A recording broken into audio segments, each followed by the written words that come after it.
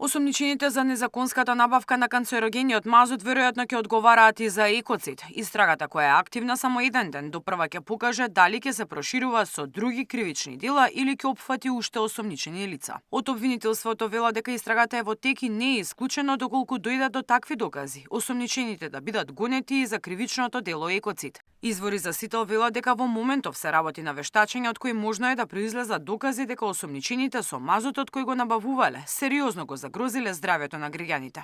Доколку надлежните докажат дека осомничените го труеле народот и ги гонат кривично за екоцид, казната која е предвидена во законот е една од највисоките. Тој што спротивно на закон со намера да предизвика штета на животната средина, ќе преземе дејствие или ќе пропушти да преземе дејствие, поради кое ќе настане сериозна или широко распространета или долготрајна штета на животната средина, ќе се казни со казна затвор од најмалку 10 години или со доживотен затвор. Иако екоцидот од лани е на сила, досега за едно од најтешките кривични дела во Македонија никој не одговарал. За надлежните органи при докажување на сторениот екоцид доволно е да утврдат дека загадувањето било повеќе од дозволеното. Македонија веќе неколку години руши рекорди и е на врвот на листата со најзагаден воздух.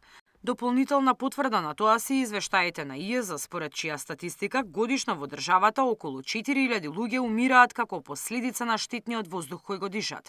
Зголемена е стапката на канцер, мозочни и срцеви удари, како последица на долгорочна изложеност на штетен воздух. Мирјана Давидовска, Сител телевизија.